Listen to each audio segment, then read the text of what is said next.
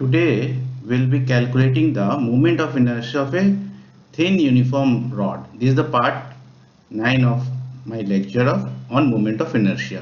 ठीक है, तो आज हम लोग moment of inertia of a thin uniform rod को कैलकुलेट करेंगे. इसमें दो केसेस रहेंगे, one by one both cases will learn.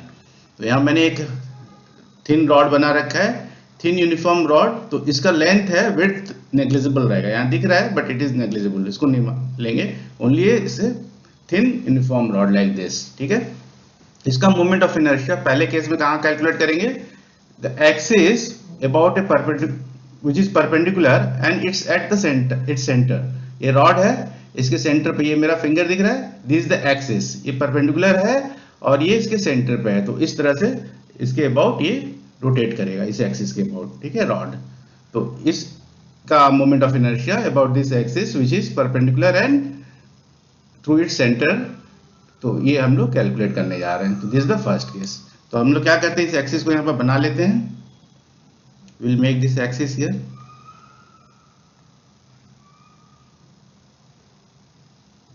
which is passing through the center and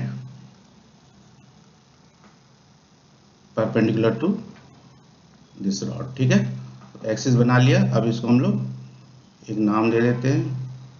इस एक्सिस का नाम है y डैश एक्सिस. ठीक है, ये जहां से पास हो रहा है इसको O बोल देते हैं, सेंटर को, और ये ऐसे रोटेट होगा. ठीक है, y डैश एक्सिस हो गया, पासिंग थ्रू द सेंटर हो गया. अब रॉड का मास दिया है m. ठीक है, ये देखो रॉड का कितना दिया है, मास m दिया है और लेंथ l दिया हुआ है. तो इस रॉड का सेंटर से जा रहा है, तो ये रॉड अगर AB रॉड है तो AO डिस्टेंस कितना हो जाएगा बच्चों, l/2 हो जाएगा, क्योंकि it is passing through the centre. और OB डिस्टेंस कितना हो जाएगा, ये भी l/2 हो जाएगा. Total length is l.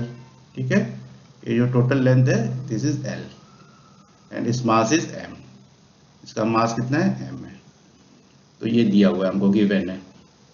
Now will calculate the moment of inertia of this uniform thin rod. तो हम लोग क्या करेंगे, ये जो रॉड है यहाँ पे हम लोग इसमें एक स्मॉल एलिमेंट ले लेंगे जिसका लेंथ रहेगा dx.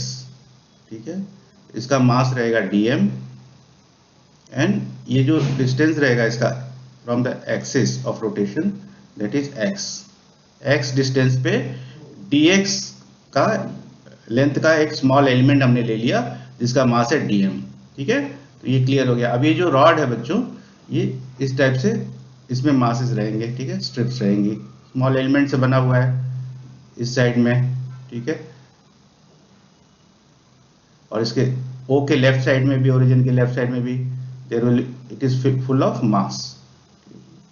रॉड है तो ये मास है. तो हमने एक स्ट्रिप ले लिया जिसका कि लेंथ है dx, मास है dm and it is x distance from the origin. ठीक है, तो ओरिजिन को हम लोग क्या लेते हैं, ओरिजिन को हम लोग 0 लेते हैं. ये 0 पॉइंट हो गया हमारा. ठीक है, और यहां से जो लेफ्ट साइड का लेंथ होगा, इसको at point A it will be minus l/2 और राइट साइड में at point B it will be plus l/2. ठीक है, तो राइट साइड में प्लस l/2 हो गया, 0 ये 0 है, 0 से राइट साइड प्लस l/2, या हाफ पे है plus l/2 and A will be at minus l/2.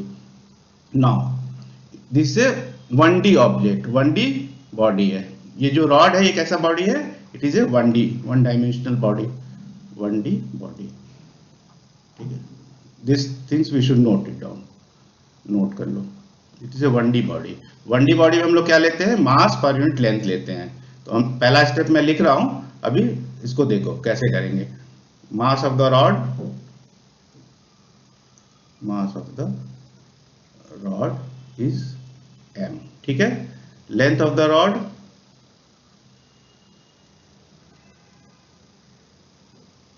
Is l. ठीक है, तो इसका मास पर यूनिट लेंथ कितना हो गया, m/l, mass per unit length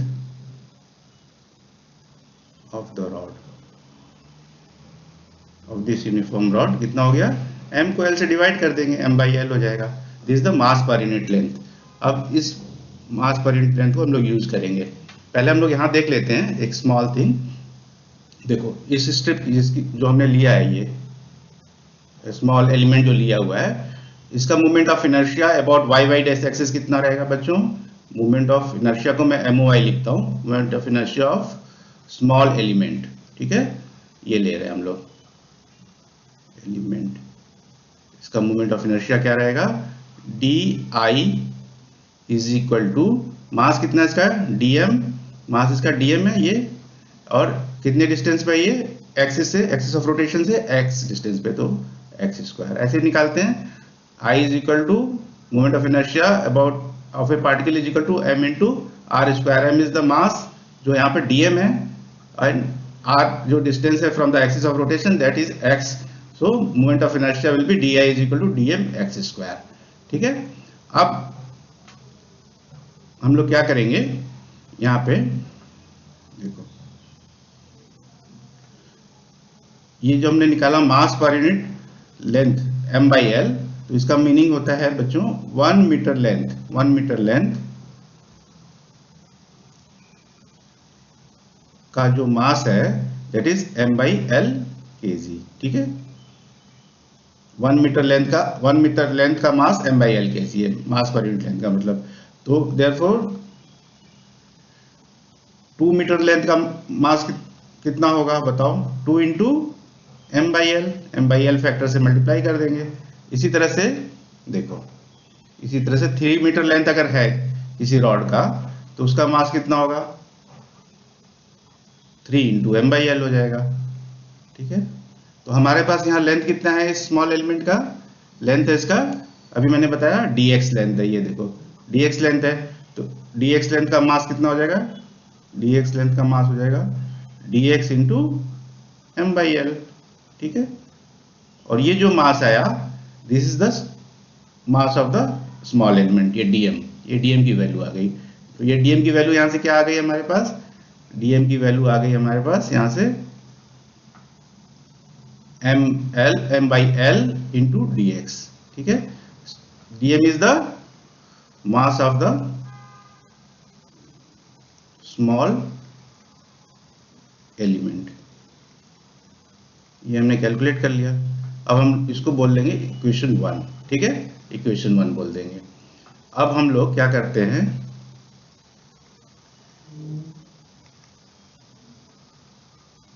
यहां से इस इक्वेशन को आगे बढ़ाते हैं, इस इक्वेशन को, ठीक है। तो यहाँ पे DI is equal to DM x square है। अब हमको निकालना है अगर moment of inertia of the whole rod, ठीक है, पूरे रॉड का निकालना है, होल रॉड। तो क्या करना पड़ेगा? दोनों साइड में इंटीग्रेट करना पड़ेगा, ये हम लोग करते आ रहे हैं, ठीक है। इंटीग्रेशन ले लेंगे दोनों साइड का, DM into R x square, ठीक है, दोनों साइड में इंटीग्रेट करेंगे। और इंटीग्रेशन ऑफ DI क्या होता है? ये I हो जाता है, ठीक है। इंटीग्रेशन ऑफ dx पढ़ा है हमने मैथ्स में, इट इज x, तो इंटीग्रेशन ऑफ DI क्या हो जाएगा? I हो जाएगा। ये मोमेंट ऑफ इनर्शिया, इसी की वैल्यू निकालनी है। और यहाँ पे DM की वैल्यू जो है, ये DM की वैल्यू इक्वेशन 1 से पुट अप कर देंगे, है ना। क्या है DM की वैल्यू इक्वेशन 1 में? ML dx x square from equation 1, ठीक है, ये आ गया। अब हम लोग इसको क्या करते हैं, इसको सॉल्व करते हैं। तो यहाँ पे देखो I की वैल्यू लिख लेंगे, I इज इक्वल टू, थोड़ा सा इसको सिंप्लीफाई कर लेते हैं, M/L लिख लेते हैं, M/L, और x स्क्वायर को पहले लिख लेते हैं और dx को बाद में लिख लेते हैं। अब यहाँ पे नोटिस करो, मास of the rod and length of the rod is constant, ठीक है, मास और लेंथ तो कांस्टेंट है रॉड का, तो इसको इंटीग्रल के बाहर ले लेंगे। ये जो रेंज लेंगे बच्चों, ये रेंज, ये देखो, ये एक ध्यान देने वाली बात है, इस रेंज को कहां से कहां तक लेंगे? देखो इस रेंज को लेंगे हम लोग -L/2 टू +L/2। इस रॉड को पूरा मास निकालना है हमको, पूरा डिस्ट्रीब्यूटेड है मास इसके अंदर, तो यहाँ पर रेंज कितनी ले लेंगे? -L/2 टू +L/2 तक, ठीक है। इस रेंज पे इसको निकालेंगे, -L/2 टू +L/2। ये रॉड है, ये 0 पॉइंट है, इधर +L/2 है, इधर -L/2 है, ठीक है। तो यहाँ से यहाँ तक का पूरा निकालना है हमको, इसका moment of inertia whole rod का निकालना है, तो क्या हो जाएगा minus L by two to plus L by two, इसकी लिमिट हो जाएगी। तो इसकी लिमिट कितनी हो गई minus L by two to plus L by two, ठीक है, ये लिमिट हो गई।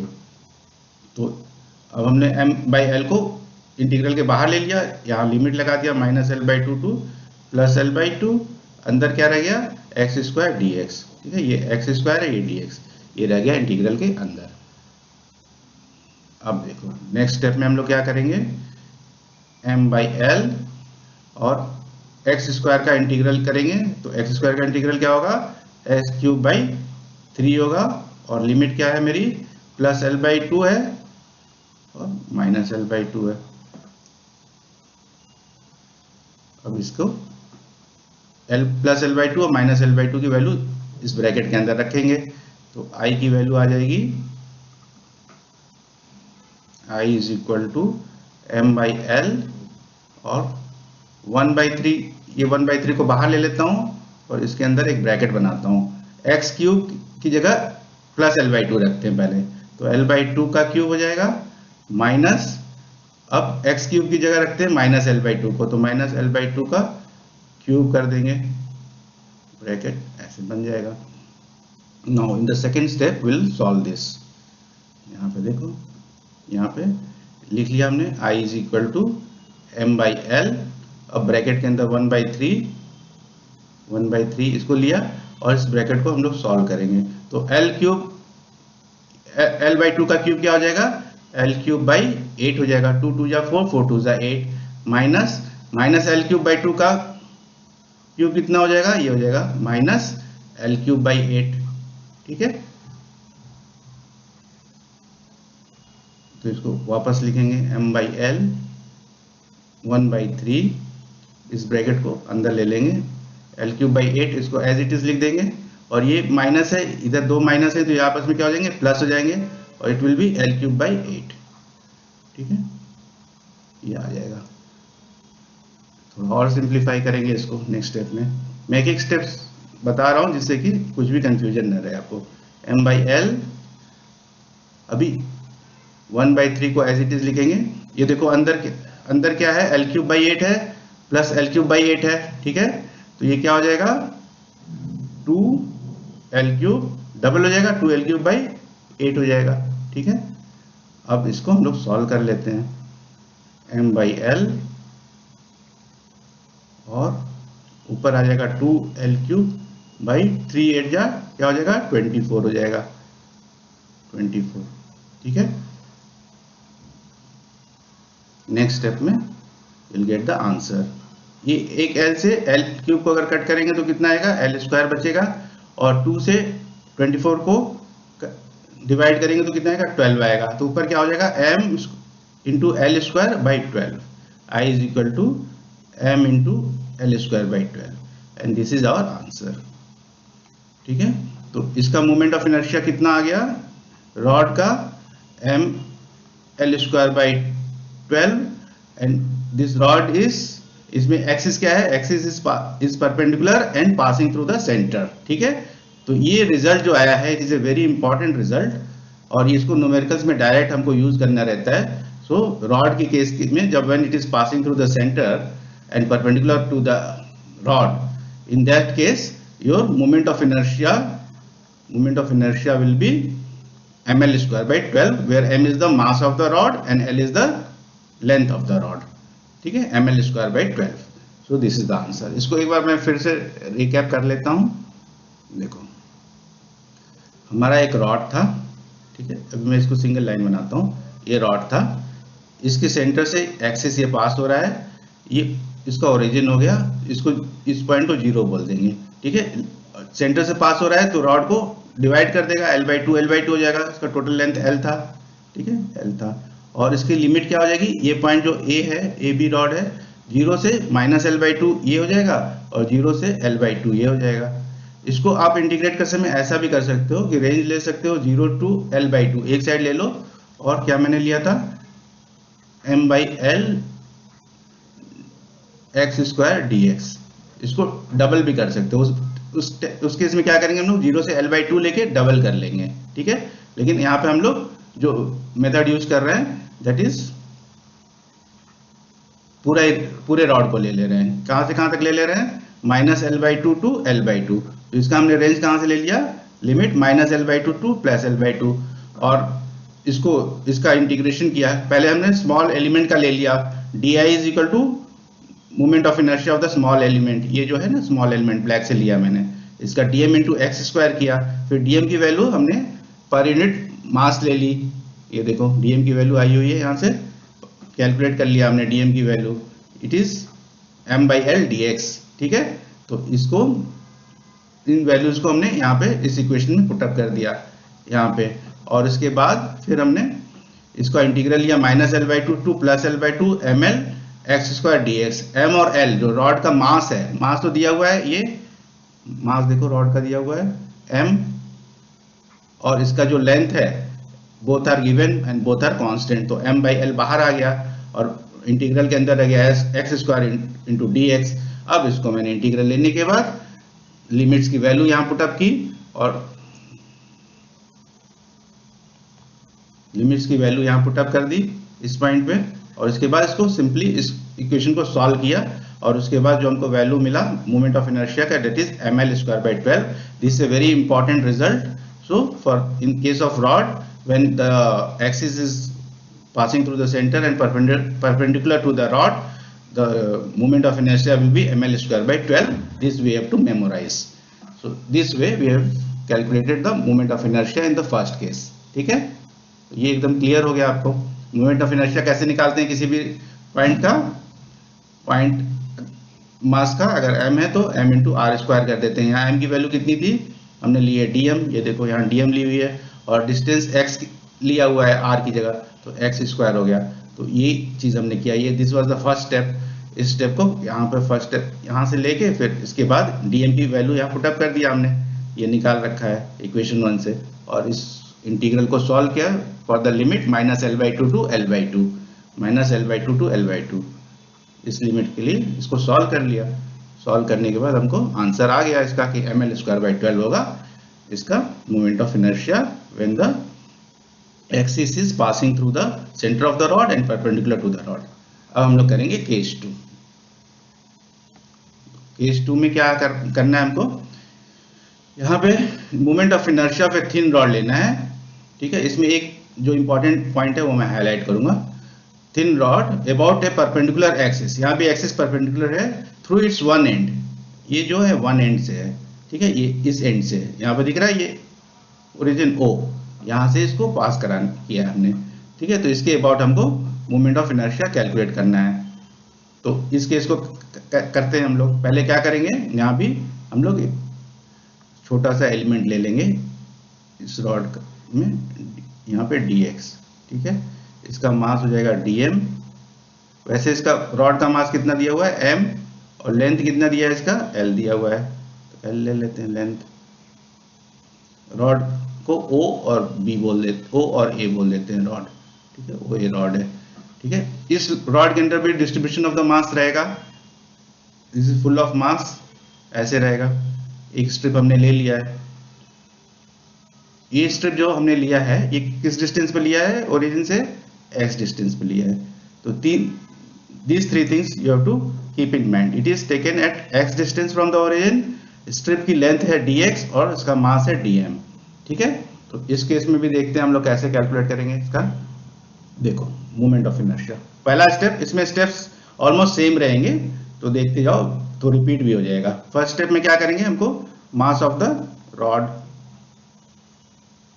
That is m। ठीक है, length of the rod that is l। तो mass per unit length of the rod calculate कर लेंगे m/l, mass per unit length of the rod will be m/l। ठीक है, इसका मतलब क्या हुआ, फिर से मैं रिपीट करता हूं, इसको देख लो इस कॉन्सेप्ट को। इसका मीनिंग ये है कि 1 मीटर लेंथ है अगर रॉड की, तो उसका मास है m/l। ठीक है, तो 2 मीटर लेंथ रहेगा तो उसका मास कितना हो जाएगा, 2 इंटू m/l फैक्टर से मल्टीप्लाई हो जाएगा।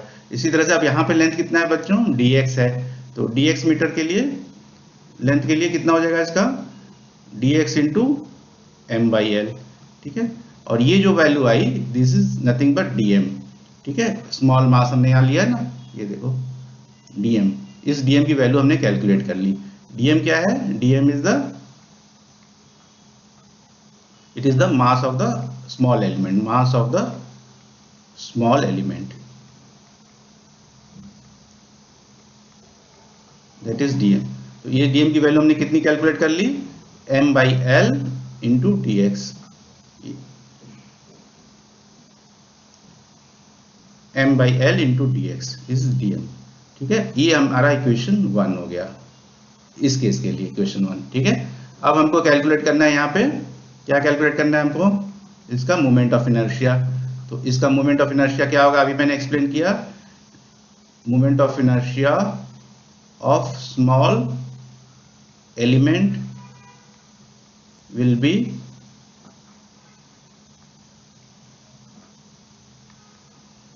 dm is equal to di is equal to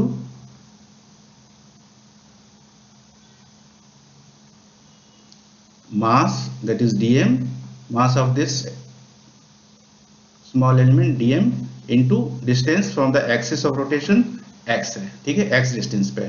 तो ये ले लिया। अब हमको निकालना है moment of inertia of the whole rod, moment of inertia of the whole rod. तो दोनों साइड में इंटीग्रेट कर देंगे इसको, है ना। और इसकी लिमिट क्या हो जाएगी बच्चों? यहाँ पे ये 0 है और यहाँ पे a पॉइंट कितनी दूर पे है? l पे है। तो किस लिमिट के लिए करेंगे? 0 टू l के लिए करेंगे। ये चेंज है पहले केस और इसमें, इसको ध्यान दो, ठीक है। और यहाँ पे अब क्या करेंगे? dm, इसको इंटीग्रेट करेंगे तो this will, integration of di will become i, और ये लिमिट हो जाएगा 0 टू l। यहाँ पे dm की वैल्यू इक्वेशन 1 से रख देंगे, ठीक है। तो क्या रखेंगे value? m by L D x into X square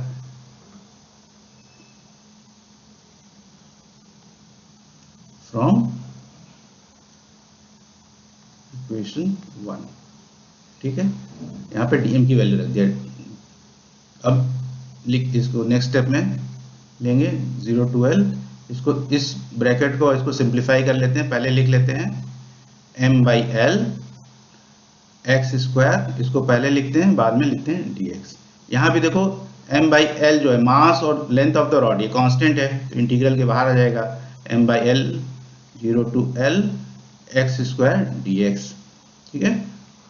this is the value of moment of inertia m by L. अब इंटीग्रल ले लेते हैं, एक्स स्क्वायर का इंटीग्रल क्या होगा? एक्स क्यूब बाई 3 हो जाएगा, लिमिट हो जाएगी 0 टू l। अब एक्स क्यूब की जगह l और 0 की वैल्यू पुटअप कर देंगे, तो i की वैल्यू हो जाएगी मोमेंट ऑफ इनर्शिया की m by L L cube by 3, और जब 0 रखेंगे तो 0 हो जाएगा, तो m by L into L cube by 3। तो एल क्यूब को l से कट करेंगे तो l स्क्वायर ऊपर बचेगा, तो i की वैल्यू आ जाएगी ml square by 3। This is our answer. तो यहाँ पे क्या आ गया वैल्यू मोमेंट ऑफ इनर्शिया का when the rod is at one end, ठीक है, पासिंग थ्रू वन एंड। ये मान लो when axis is passing through one end, मान लो ये रॉड है, ठीक है, और ये एक्सिस है अपना, इस एंड से जा रहा है वाई वाई डैश एक्सिस, ठीक है। तो इस एंड से ये पास हो रहा है, तो इसका मोमेंट ऑफ इनर्शिया, इसका लेंथ l है, मास m है इस रॉड का, तो इसका moment of inertia will B I is equal to ml square by 3. This is a very important result when rod is passing, when the axis is passing at one end of the rod, ठीक है, and it is perpendicular also, perpendicular and passing through one end of the rod। ये rod red colour में है और axis y y dash black colour में, then that time moment of inertia will be ml square by 3। अब यहाँ पे हम लोग ये यहाँ पे जो moment of inertia of the small element लिया है हमने, कौन से एक्सिस के अबाउट लिया है? About Y Y dash axis, ठीक है। Moment of inertia of the whole rod भी वाई वाई डैश एक्सिस के अबाउट लिया है। और इसके पहले केस में भी यहाँ पे थोड़ा सा इसको लिख लेते हैं जिससे कि क्लियर रहे। Moment of inertia of the small item, small element किस पे लिया है, कौन से एक्सिस के about? Y Y dash axis के about, about Y Y dash axis, ठीक है, about Y Y dash axis, ठीक है। अब यहाँ पे एक चीज नोट करो, फर्स्ट केस में हमारा मोमेंट ऑफ इनर्शिया आया था ml square by 12, ml square by 12 first case 1 में, when the axis was passing through the center and it was perpendicular, ठीक है, ये एक्सिस था y y dash. Now in the second case this is rod and axis is passing through the end of the rod, ठीक है, ये rod है, इसके and से ये एक्सिस पास हो रहा है वाई वाई डैश, इसका लेंथ L है, मास M है, यहाँ पे इसका लेंथ L है और मास M है, तो लेंथ और मास दोनों सेम है, but moment of inertia case 2 में क्या आ रहा है, केस 2 में ml स्क्वायर बाई 3 आ रहा है, ठीक है। ये मोमेंट ऑफ इनर्शिया ज्यादा है केस 2 का केस 1 से, this is greater than this, कितना ग्रेटर है, 4 टाइम्स ग्रेटर है। देखो 4 इंटू ml स्क्वायर बाई 12 करोगे तो 4 से 12 कट हो जाएगा तो ml स्क्वायर बाई 3 आएगा, मतलब सेकेंड केस का मोमेंट ऑफ इनर्शिया आएगा। मतलब सेकेंड केस का मोमेंट ऑफ इनर्शिया जब हमने सेंटर ऑफ मास या सेंटर से डिस्टेंस बढ़ा दिया, किसका डिस्टेंस बढ़ा दिया, एक्सिस ऑफ रोटेशन का डिस्टेंस इंक्रीज किया, तो मोमेंट ऑफ इनर्शिया इंक्रीज हो गया। दिस इज आवर फाइंडिंग, इसको आप माइंड में रखो। यहाँ पर मोमेंट ऑफ इनर्शिया इंक्रीज क्यों हो गया, क्योंकि ये जो सेंटर था ओ, सेंटर ऑफ मास बोलो या सेंटर ऑफ द रॉड जो था, वहां से एक्सिस शिफ्ट होके एंड में चला गया, ठीक है। जब एक्सिस एंड में चला गया तो मोमेंट ऑफ इनर्शिया बढ़ गया। ये इस केस को मैंने अपने पैरेलल एक्सिस थ्योरम का जो मेरा लेक्चर है उसमें पैरेलल एक्सिस थ्योरम से काफी अच्छे से क्लैरिटी के साथ समझा रखा है, तो उसको भी आप देख लो जिससे कि और क्लियर हो जाए। अगर आपको पैरेलल एक्सिस थ्योरम अच्छे से समझ में आ गया और करोगे तो सेकंड केस में ना आपको कैलकुलस यूज नहीं करना पड़ेगा। यहाँ पे हमने पूरा कैलकुलस इंटीग्रल वगैरह यूज किया ना, ये यूज नहीं करना पड़ेगा, you will get the answer in 2 lines. तो वो हमारा लेक्चर जरूर देख लो पैरेलल एक्सिस थ्योरम का, उससे आपको क्लियर हो जाएगा। तो ये कॉन्सेप्ट क्लियर हुआ। ये ऐसा क्यों हो रहा है, क्योंकि हम पढ़ते आ रहे हैं कि moment of inertia depends on, किस पे डिपेंड करता है, 2 फैक्टर्स पे डिपेंड करता है। First is position and orientation of the axis of rotation, ठीक है।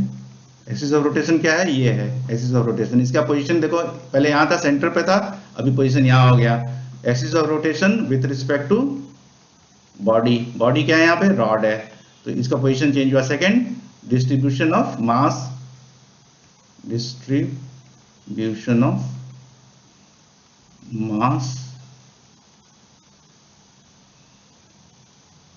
About axis of rotation.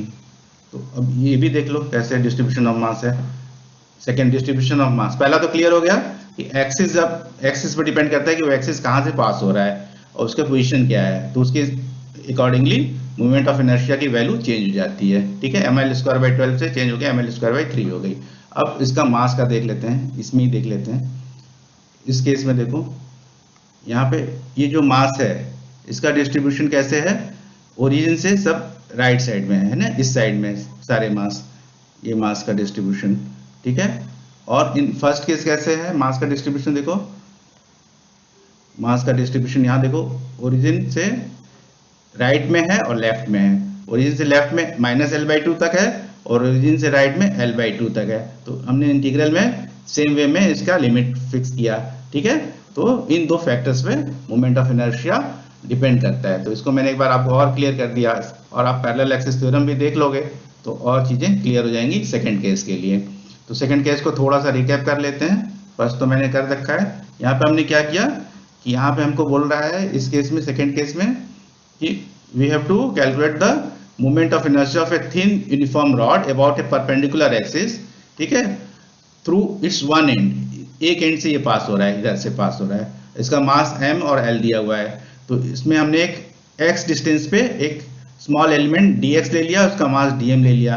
DM की वैल्यू हमने पर यूनिट मास से यहाँ पे कैलकुलेट कर ली। ये देखो डीएम की वैल्यू कैलकुलेट कर ली, इसको इक्वेशन 1 में लिख दिया। अब हमको मालूम है moment of inertia of the small element about Y Y dash क्या होगा, D I equal to DM into X square, X distance है, डीएम मास है। फिर सेकेंड स्टेप में आ गया moment of inertia of the whole rod about Y Y dash axis, ये ले लिया हमने। इसको लेने के लिए क्या करना पड़ेगा, दोनों साइड को इंटीग्रेट करना पड़ेगा, और राइट साइड की लिमिट हमको रखनी पड़ेगी कहां से कहां तक, 0 टू एल तक। ये देखो इस पॉइंट से 0 टू एल तक, ये एल लेंथ है ना पूरा, यहां से यहां तक,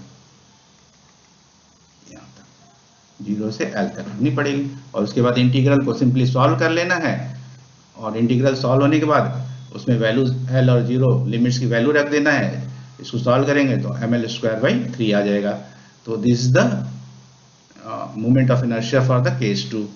तो इससे हमने दोनों मोमेंट ऑफ इनर्शिया रॉड का दोनों कंडीशंस में देख लिया, और with this we have understood it very well. Now in the next lecture will calculate the moment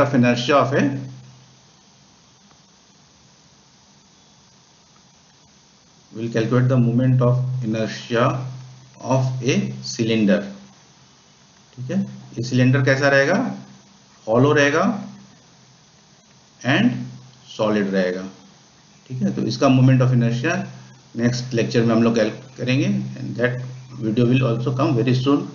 तो तब तक के लिए गुड बाय, टेक केयर।